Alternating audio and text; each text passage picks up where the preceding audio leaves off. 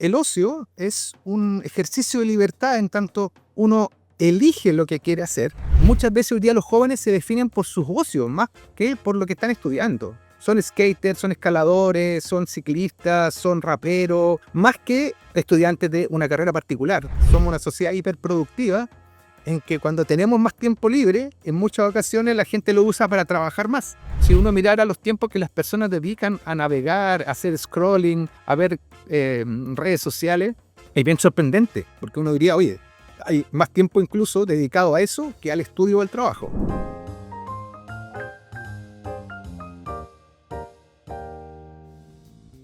Hola, ¿cómo están? Soy Iván Troncoso y los invito a una nueva edición del podcast Curiosos, el podcast para mentes que nunca dejan de aprender.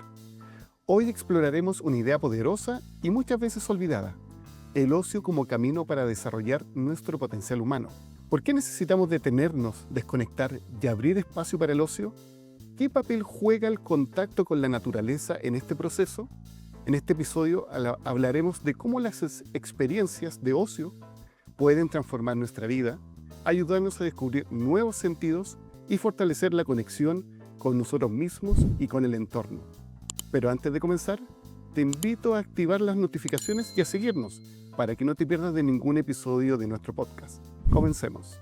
Hoy nos acompaña Andrés Riet, doctor en ocio y potencial humano por la Universidad de Deusto, España, y es profesor del campus Villarrica de la Pontificia Universidad Católica de Chile.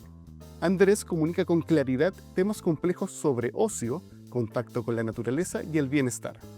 A lo largo de su carrera, ha investigado cómo el ocio en áreas silvestres, el turismo, el deporte y la actividad física pueden generar satisfacción personal.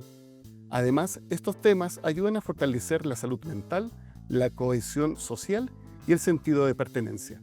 Es investigador principal del Centro UC de Desarrollo Local, donde lidera estudios sobre turismo sustentable y bienestar humano. Recientemente fue expositor en el Congreso Futuro, donde destacó por su capacidad de conectar la ciencia con la vida cotidiana. Bienvenido, Andrés, ¿cómo estás? Muy bien, muchas gracias, Iván. Excelente, gracias por aceptar nuestra invitación. Y Andrés, para comenzar, ¿por qué es importante hablar del ocio y su impacto en nuestra vida? Mira, tiene varias vertientes la respuesta, ¿no? Pero yo podría centrarme en un par. Una que históricamente y yo diría evolutivamente, el ocio es un espacio, un tiempo donde las personas podemos crear, donde tenemos la capacidad de reinventarnos, de remirar nuestro mundo, de, como se suele decir hoy día, pensar fuera de la caja. Es justamente el ocio, ese espacio-tiempo, el que ha permitido a lo largo de la historia, y por supuesto actualmente también, que las personas salgan de su cotidianeidad para que puedan avanzar en un pensamiento más crítico, más innovador, creativo.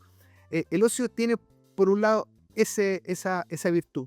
Y por otro, y en particular en los tiempos que corren, el ocio en realidad es una especie de válvula de escape a las presiones, a la constante exigencia de productividad, de exceso de trabajo, de dificultades, incluso de condiciones de salud mental. El ocio está bastante evidenciado y hay evidencia empírica que muestra cómo las experiencias de ocio, cuando cumplen las condiciones de una experiencia de ocio, nos permiten efectivamente restaurarnos, recuperarnos, recrear esas condiciones adecuadas. Em, y también, Iván, hay un aspecto que es interesante también, creo yo, desde el punto de vista de los estudios de ocio, de dimensionar su impacto en ámbitos económicos, en ámbitos sociales, en ámbitos antropológicos. Es muy impresionante por pensar en la industria del ocio, por ejemplo. ¿Cuáles son los impactos que ella tiene en el mundo? Ese también es un ámbito interesante de indagar. Y claro, lo que te quería preguntar, Andrés, es cómo podemos equilibrar tanto el trabajo con el ocio. O sea, cuáles son algunos rangos que son aceptables para decir, ya, yo necesito tanto tiempo de ocio mientras estoy tanto tiempo trabajando. No sé si hay algún cálculo, un estimado que tú nos puedas comentar. Sí, bueno, toda esta discusión, por ejemplo, de la reducción de la jornada laboral a las 40 horas, por ejemplo, se basa en muchos aspectos en recuperar un tiempo más como contener y poder acceder a un tiempo libre que en principio uno podría orientarlo hacia el ocio o a la familia, o el ocio con la familia, ¿no?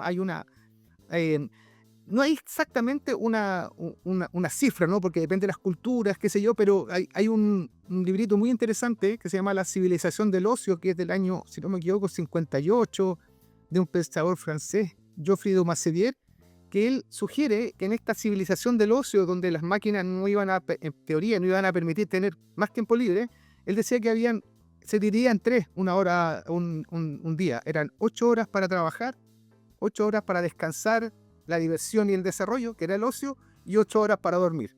Entonces, si uno pensara en eso como una especie de ecuación, estaría bien, pero claro, hoy día esas 8 horas para descansar y divertirse y desarrollarse suelen estar contenidas o copadas por el transporte, por obligaciones familiares, por más estudio, más trabajo. Entonces, en realidad el trabajo ha colonizado el ocio. Por eso creo que es importante también pensar qué tiempo libre efectivamente tenemos para las prácticas de ocio.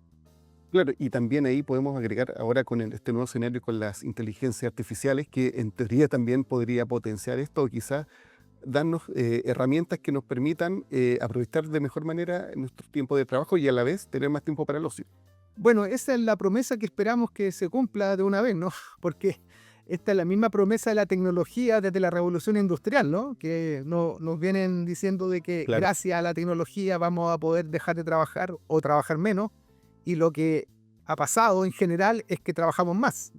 Somos una sociedad hiperproductiva en que cuando tenemos más tiempo libre, esto no es una norma, pero en muchas ocasiones la gente lo usa para trabajar más, para tener más recursos, más ingresos financieros, en vez de poder dedicarlos a otras prácticas o experiencias.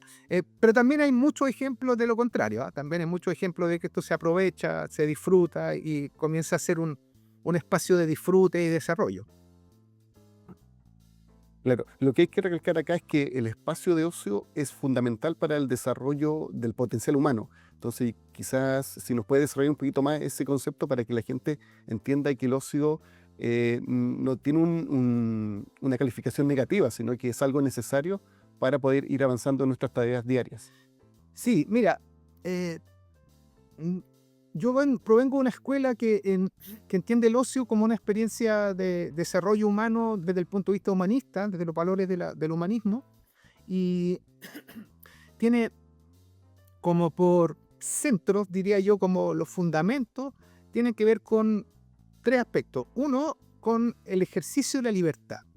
El ocio es un ejercicio de libertad en tanto uno elige lo que quiere hacer.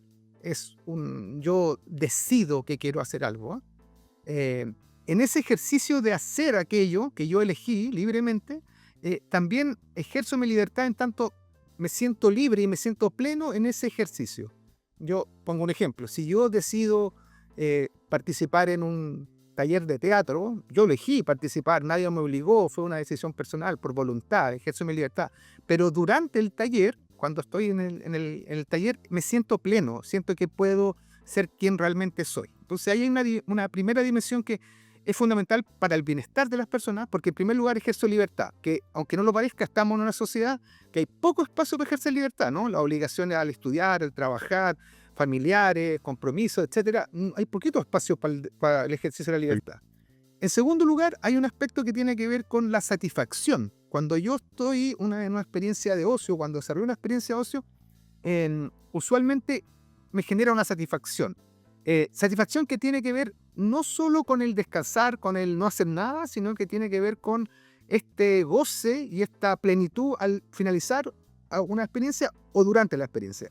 Entonces, el objeto principal es ese, la idea de poder es que sea satisfactorio. Hay ocio, ejemplos de ocio que son muy sacrificados, que no es que uno no esté haciendo nada. La gente que escala, la gente que anda en bicicleta de montaña, etcétera, no es que estén no haciendo nada, están Exacto. muy activos, hay un sacrificio enorme, incluso físico, psicológico, pero que hay una enorme satisfacción. Entonces es un segundo aspecto por el cual además cuando tenemos esa satisfacción sentimos que hay una percepción de felicidad, que en ese momento siento Perfecto. plenitud.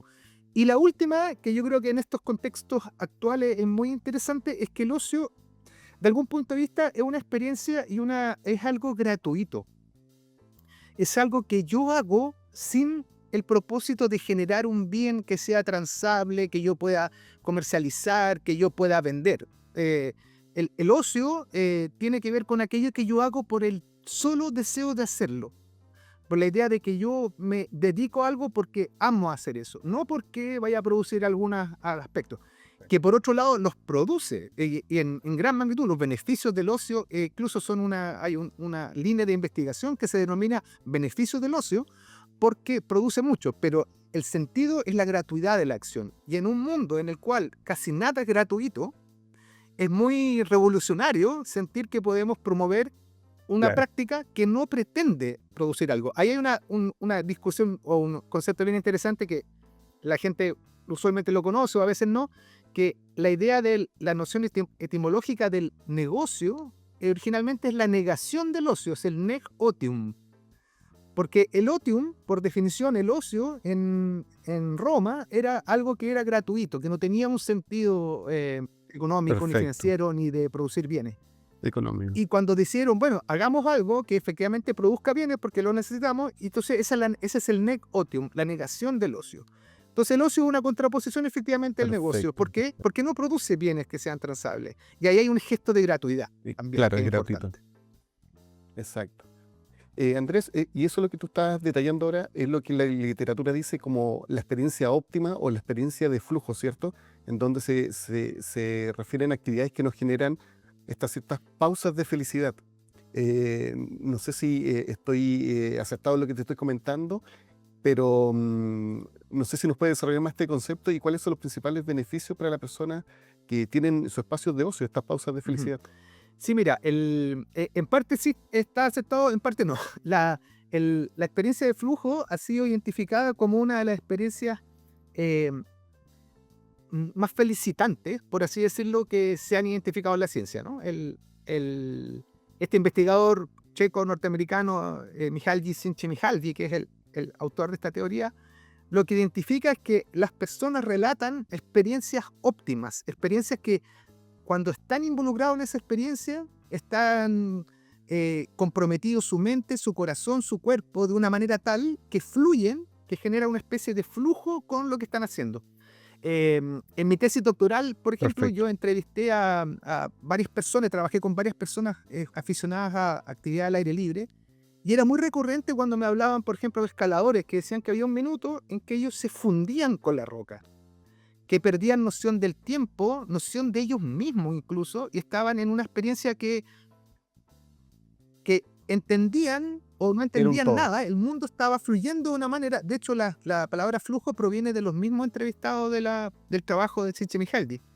Y esta experiencia, como la Perfecto. definían, eran experiencias que sucedían la mayor cantidad de veces en contextos de ocio.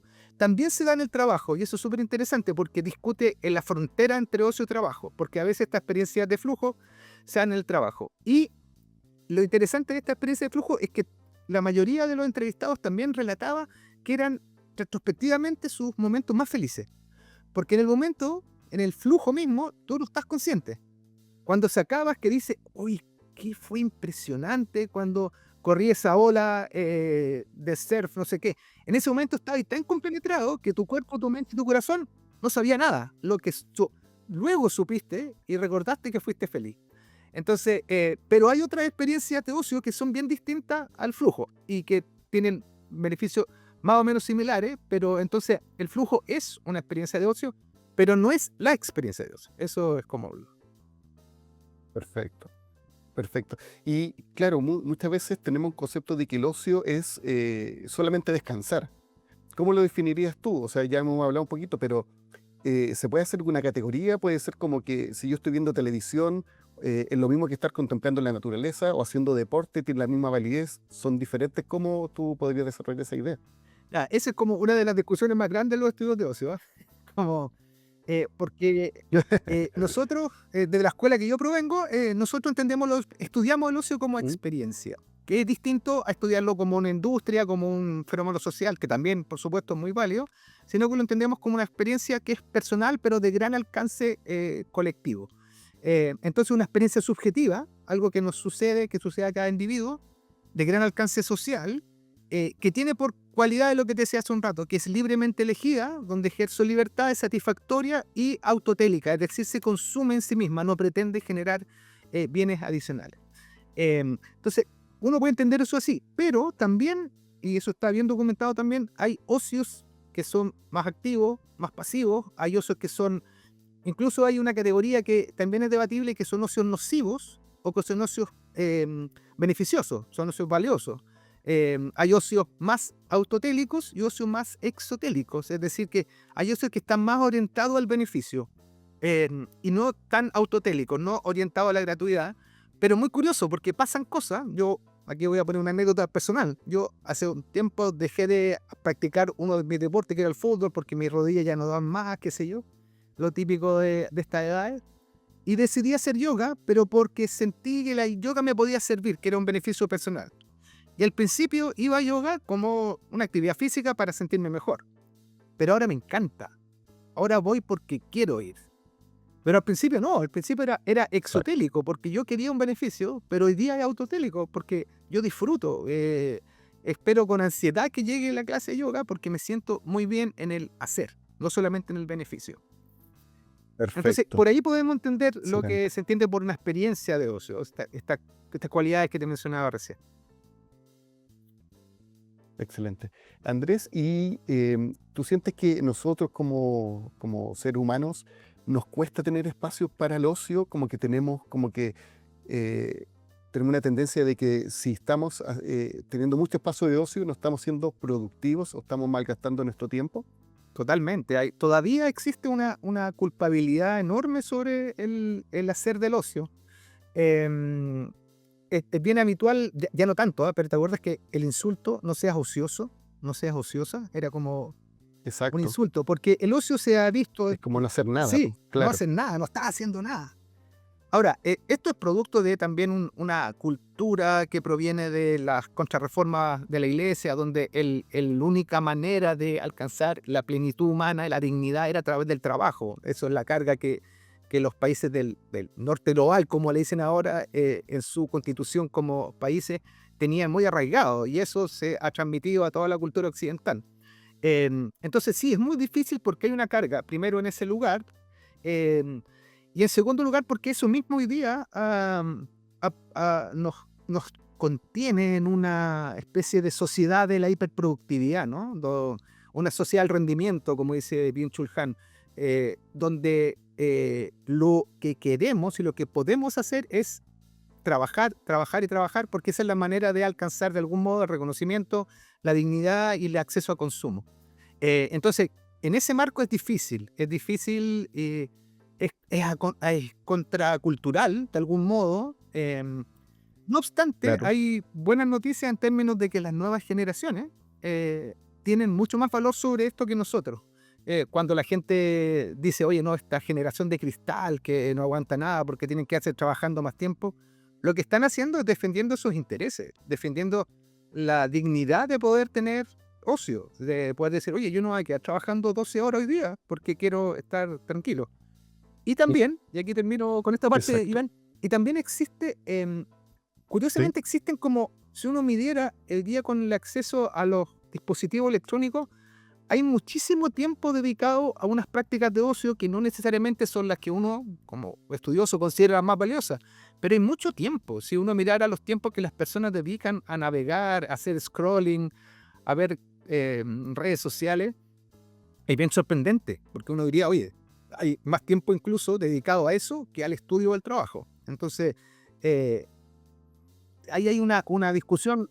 Sí, es cosa de ver perdón que te interrumpa, es cosa de ver cuánto, todos los dispositivos móviles tienen eh, un detalle de cuánto tiempo pasa en la pantalla. Y verlo quizá aterroriza porque puede ser 4, 5, 6, 8 horas escuchado incluso, entonces como que al final lo que tú dices, tenemos 8 horas para trabajar, 8 para el ocio y 8 para descansar. Entonces estamos ocupando el 100%, casi el 100%, en estar conectado a una pantalla, independiente de que trabajemos con pantallas. Mira, yo hago un curso en la universidad, que es un OFG, un curso de formación general, que es sobre justamente la experiencia de ocio. Y con los estudiantes hacemos un ejercicio que es los presupuestos de tiempo. Ellos revisan durante 2 semanas y van indicando cuánto tiempo dedican a cada actividad, a transporte, estudio, alimentación, higiene, cuidado, casi todo lo que podemos identificar. Y después hacemos una discusión sobre los resultados.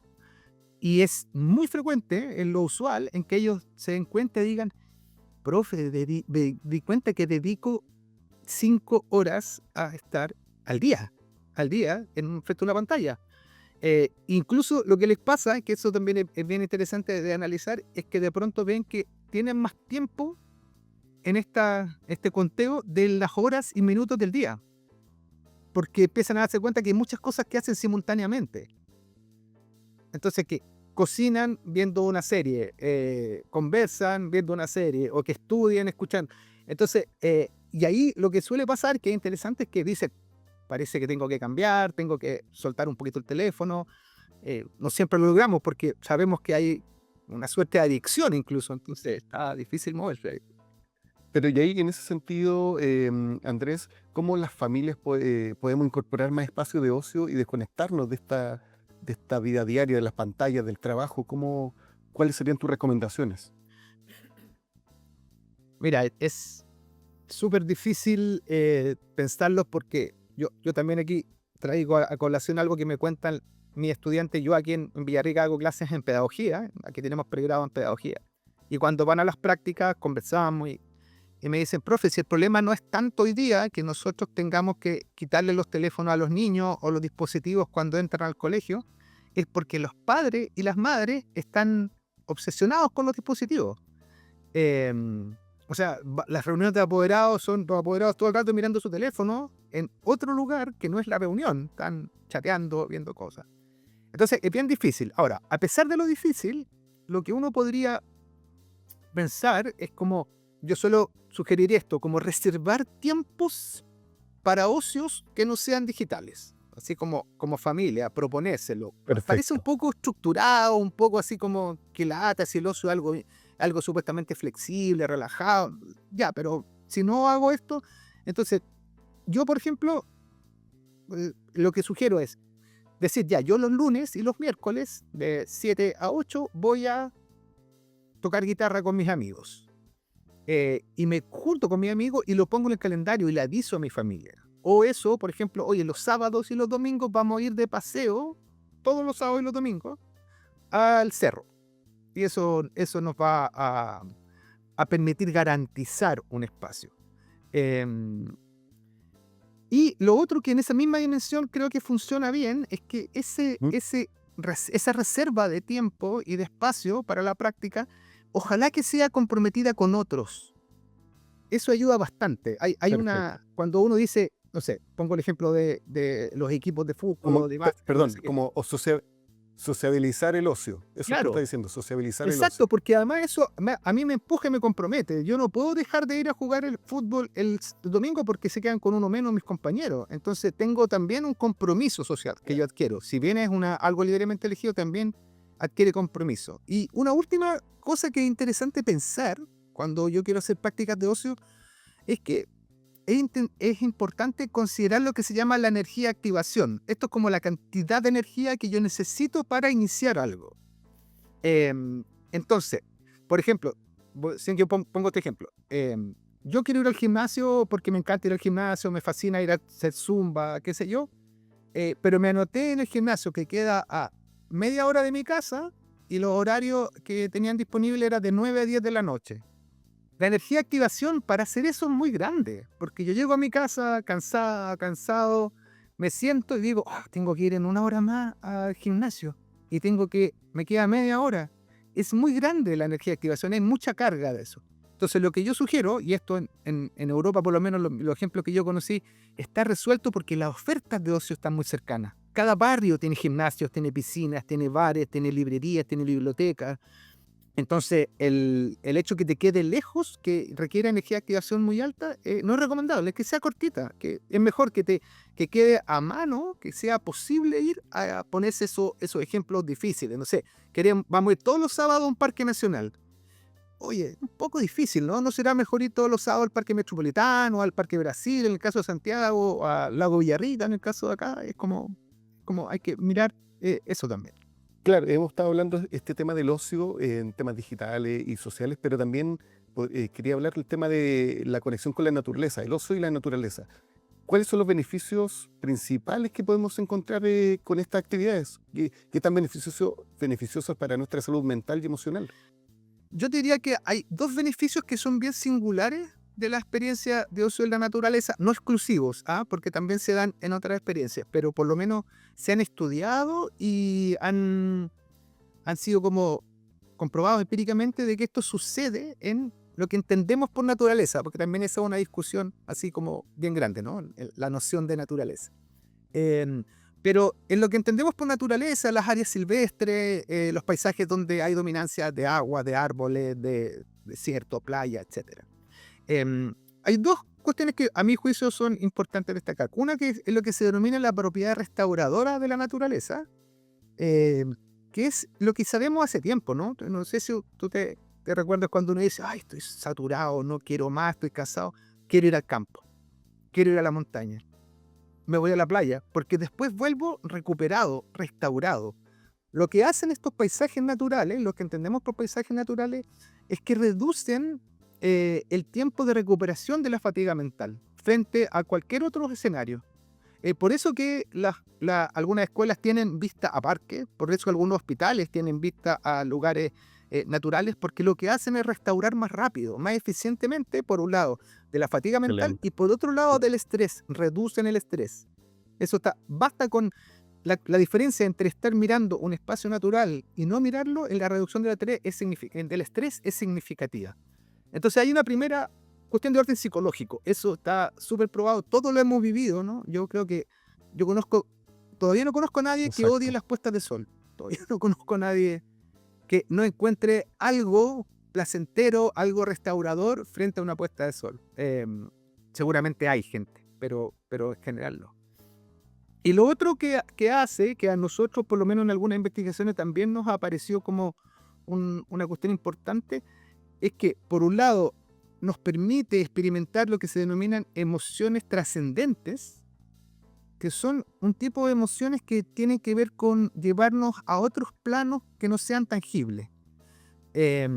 Suele pasar que personas que van a lugares naturales, como parques nacionales, una búsqueda de subir un cerro, estar frente a un árbol, incluso estar frente a algún ser de la naturaleza, como un animal silvestre, un zorro, un puma, un cóndor, lo que sea, la gente suele conectarse a un tipo de emociones que hace sentirse integrado con la naturaleza. Por un lado, me siento parte de la naturaleza, una sensación de unicidad, y por otro lado, de humildad, que digo, oye, yo no soy nada en este mundo hermoso y gigantesco. Y esas son emociones que se dan habitualmente en la naturaleza, cuando me encuentro con un ser de la naturaleza, cuando un paisaje de la naturaleza, cuando un árbol, por ejemplo. Si tú has tenido la suerte de ver estos árboles gigantes, los árboles catedrales, la gente se Exacto. Sí, conmociona en estos lugares. Y es un tipo de emoción claro. trascendente. Genera una conexión distinta. Eso no se da en otros lugares. Algo que te conecta con estos, como te decía, con estos planos no tangibles. Y la gente suele conectarlo con la espiritualidad. A mí me pasa que hay gente que dice, oye, entiendo la obra divina, otros se conectan desde otros lugares, pero hay algo que conecta con la espiritualidad, que también es un aspecto que uno Y podría decir Andrés, cuánto falta. Y lo otro que nosotros hemos investigado también, ¿sí? que produce, es lo que se denominan los sentidos del lugar, que son estos vínculos que las personas producen con algunos lugares. Y son vínculos de orden afectivo, donde yo deposito cuidado, cariño, emotividad, apego. Entonces, por ejemplo, las personas que tienen experiencia como significativa o memorable en la naturaleza, luego de eso se transforman en personas más activistas. Es bien curioso. La gente va a acampar y vuelve y quiere reciclar. Dice, ¿y por qué? ¿Por quiere reciclar después? Porque encuentra un lugar en el cual quiere proteger, quiere que aquello que vivió suceda más frecuentemente. Entonces, y se transforman en protectores de Exacto, estos lugares. Y depositan el claro. cuidado. Sí, justo te quería comentar eso, de que me imagino que la conexión con el ambiente silvestre, natural, genera transformaciones en las personas, como que tú lo estás detallando ahora. ¿Qué actividades tú crees que son las principales que pueden transformar a una persona? Ir a acampar, quizás ir a caminar. ¿Cuál de otras tú crees que transforman a un ser humano y llega con otra visión después de realizarlas? Mira, ahí nosotros hemos tratado de, de como hacer un listado que por supuesto no es exhaustivo y puede ser discutible. Y sobre todo si uno, mira, yo lo he pensado más bien en niños y niñas, porque como yo trabajo en educación, he estado pensando bastante de cuáles son este tipo de experiencias que son transformadoras y que generamos personas, individuos que luego están más conectados con este mundo, que es más fácil conectarse. Eh, Mira, voy a nombrarlas así brevemente. Una es la recolección. Es súper bonito que los niños recolecten en todas las estaciones, lo que sea, en otoño hoja, eh, frutos, en invierno ramitas, insectos, en primavera las flores, en verano los frutos. Y esa experiencia de estar recolectando en un mismo lugar, que puede ser una plaza en una ciudad, no tiene por qué tener que ir al cerro o al campo. También hay mucho que encontrar ahí. Claro. Eso produce un tipo de conexión muy interesante porque entiendo y vivo los ciclos de la naturaleza y me despierta curiosidad, etcétera. Esa es una. La otra es tener experiencias al aire libre, ojalá en parques, en plazas, con algún adulto significativo. Eso está muy relatado como una experiencia con mi abuelo, mi tío, mi papá, mi mamá, mi profe. Los adultos significativos hacen de esta Excelente. experiencia otra cosa, ¿no? Todos tenemos recuerdos de mi abuela, mi abuelo, mi tío, alguien que nos enseñó a subirnos a un caballo, a un árbol, lo que sea. Lo otro es que tengan experiencia, ojalá de largo aliento en la naturaleza, que duerman. Es loco esto que dormir al aire libre, ojalá, o dormir en el campo, en la montaña, más de 2 días, ¿ah? Porque el primer día de incomodidad todos se quieren devolver, nadie le encuentra gracia, pasan frío y qué sé yo. Eh, el segundo día ya empiezo a descubrir otras cosas, los otros sonidos, los otros silencios de la naturaleza.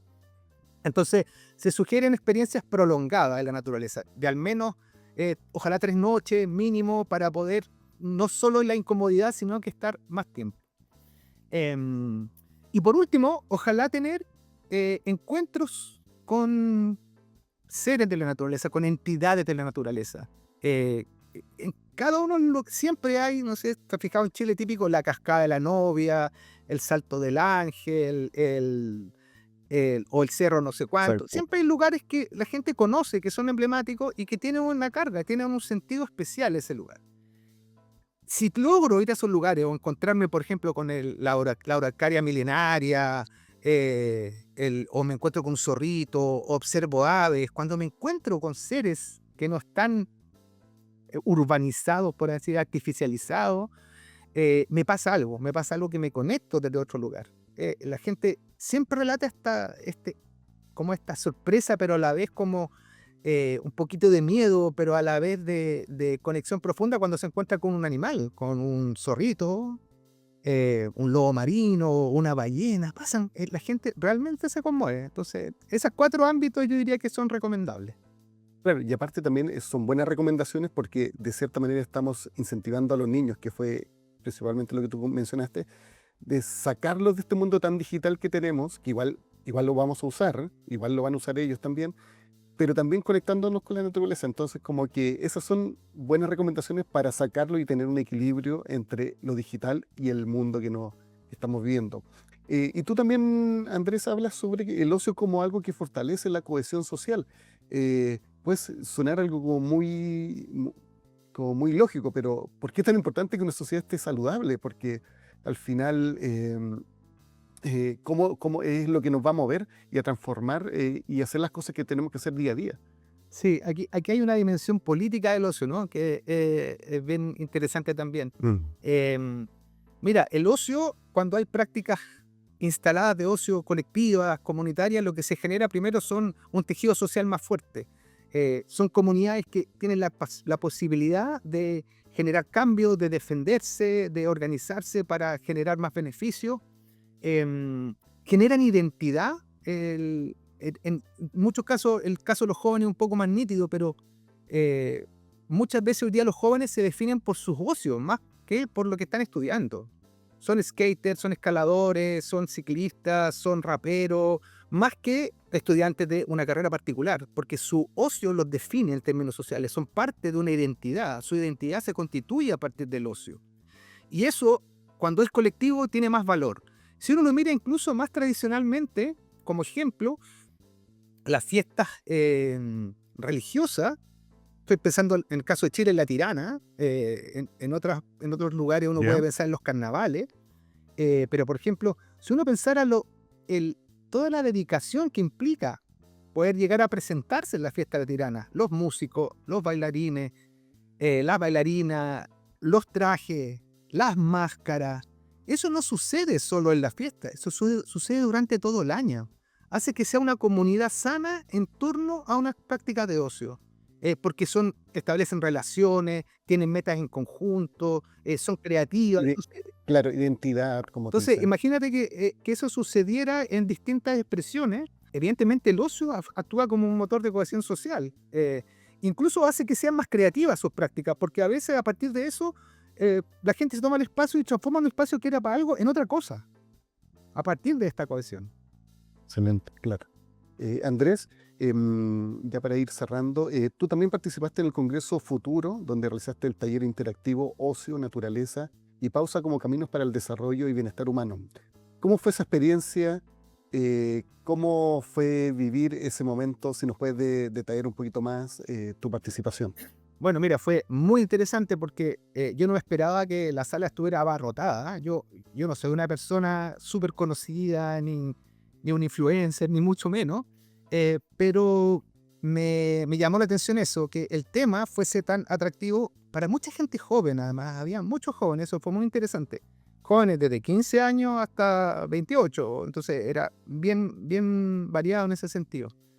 Me encantó además la reacción de las personas, porque se acercaban a mí, me preguntaban dónde, incluso una cosa curiosa, me pedían fotos, y yo decía, ¿qué me están pidiendo fotos estas personas? Era como, ¿qué es esto? Está bien.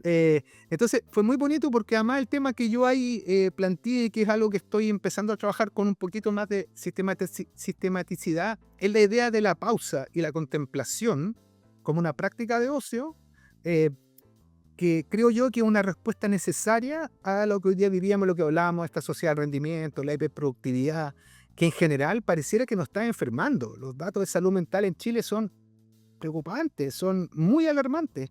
Y Exacto. pareciera que el detenerse, el pausar, el contemplar lo que estoy haciendo es una gran oportunidad. Y si lo hago desde este deseo de esta elección, desde este disfrute, esta plenitud, tanto mejor, pues mucho mejor hacerlo ahí que desde las pastillas, ¿no? Entonces creo que hay una oportunidad por ahí y eso fue lo que planteé, la idea de la contemplación en la naturaleza. Y a la gente le hizo mucho sentido. Y de hecho ha tenido efecto, me han llamado para otras conversaciones a partir de la presentación en el Congreso Futuro. Entonces es interesante el impacto que tiene esa plataforma. Excelente, Andrés. Y para cerrar, ¿qué consejo tú le darías a las personas que nos están escuchando, que nos están viendo, para comenzar a incorporar el ocio en su vida cotidiana? Mira, voy a hacerlo como por grupo etario. ¿Ah? Yo diría a la gente más Perfecto, joven, vale. le diría, reserva espacios de ocio sin pantalla. Explora la música, explora la literatura, explora lo que te guste, el deporte, pero intenta, porque ya creo que todos sabemos que el exceso produce un problema, ¿no? Entonces, resérvalo, Exacto. comunícalo a tu familia. Mira, familia, yo martes y jueves voy a hacer esto, el sábado en la mañana voy a salir a correr, lo que sea, compártelo para que los otros te puedan como incentivar. Entonces, eso es una primera cosa. Para los más grandes, yo diría que una manera bonita de reencontrarse con el ocio es pensar en aquellas cosas que nos fascinaban de niños y que por el devenir de la vida, por el trabajo, el estudio, fuimos dejando. Mira, nosotros hicimos una investigación en la pandemia del ocio en confinamiento, que esperamos publicar pronto, está en evaluación. Y ahí lo que vimos es que mucha gente recuperó eso, gente que empezó a encontrar sus cassettes de música que preparaba cuando eran jóvenes, de juegos de cartas, de tejer, de hacer manualidades, que gente hacía eso cuando era pequeño y lo había abandonado por la vida misma. Entonces, pensemos en eso, piensen en aquello que nos fascinaba hacer y que lo dejamos. Todavía estamos a tiempo de recuperarlo, porque ahí hay una semilla, hay una especie de memoria, ¿no? De memoria ociosa, podríamos decir, y que es más fácil recuperarla que pretender hacer algo que nunca he hecho antes. Es difícil, no es imposible para nada, pero es más fácil recuperar eso a que decir, ahora me voy a dedicar a bailar salsa si nunca antes en mi vida he bailado salsa. Entonces, es mejor, es más fácil. Entonces, como recomendaciones pensaría en eso. Excelente. Andrés, te quiero dar las gracias por tus reflexiones, por tus comentarios, por tus respuestas, muy interesantes. Y ahora te quiero invitar a nuestra primera sección que se llama Toma Nota. En esta sección que se llama Toma Nota, te quiero pedir recomendaciones recomendaciones prácticas para que puedan, la gente que nos está escuchando y nos está viendo, pueda profundizar en lo que hemos conversado. Entonces, no sé si tú tienes algunos recursos que puedas recomendar para que las personas que quieran saber más sobre el ocio, el potencial humano y la conexión con la naturaleza. ¿Cuáles serían? No sé si tienes algún documental, iniciativa, algún artículo, libro. Está abierta acá las recomendaciones. Una cosa que pueden hacer, quizás en familia, como un ejercicio, es conversar con los grandes de su familia, abuelos, tíos, papás, y recordar cuáles eran sus juegos de pequeños, cuáles eran sus ocios de pequeños, qué es lo que hacían ellos por libertad, por satisfacción, gratuitamente. Eso puede ser bonito de empezar a entender cómo era el mundo de antes y activar algo. Eso como un ejercicio. Intentarse hacer eso, creo que sería una buena idea. Y en términos de recursos, considero que hay una película que es muy bonita, que aborda el tema de la contemplación de un modo precioso y que creo que puede ser interesante, que esta película Perfect Days, del año 2023 creo que es de Wim Wenders.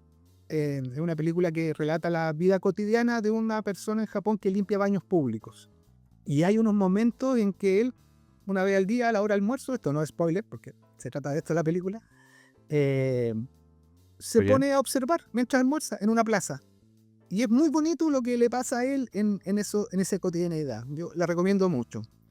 Y lo otro, si quieren mirar como prácticas curiosas de ocio, que yo le doy estos documentales a mis alumnos en clase.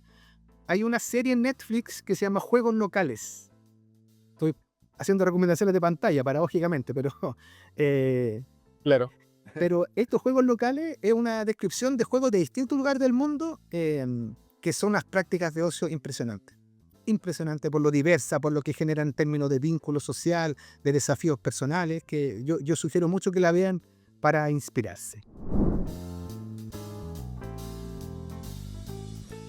Excelente, Andrés. Muchas gracias por esas recomendaciones y te quiero invitar ahora a una última pregunta, pero esta última pregunta no es para ti, sino que es una pregunta que quiero que tú se las puedas plantear a nuestros oyentes, a nuestras personas que nos ven. Sería, ¿qué pregunta le dejarías para que reflexionen sobre el lugar que tiene el ocio en su vida y cómo empezar a potenciarlo? Yo les diría que piensen qué es lo que los hace felices. ¿Qué es lo que ellos más aman hacer? Pensar en eso. Y cuando piensen en eso, traten de categorizarlo. Decir, esto es trabajo, esto es ocio, es ambas cosas, es familia. Y esa pregunta yo creo que es una luz para ver lo que hacemos. Una manera sencilla y, creo yo, bonita de definir ocio es como hacer lo que uno ama. Y en ese sentido, a veces puede ser el trabajo, tu trabajo puede ser tu ocio. Entonces, eso, preguntarse qué es lo que me apasiona, qué es lo que amo hacer, y a partir de eso, encontrarse o no con el ocio por ahí. Excelente, Andrés. Y si alguien quisiera saber más de tu trabajo, de ponerse en contacto contigo, ¿cuál es el medio o el canal que tú les recomiendas para que puedan estar en contacto contigo?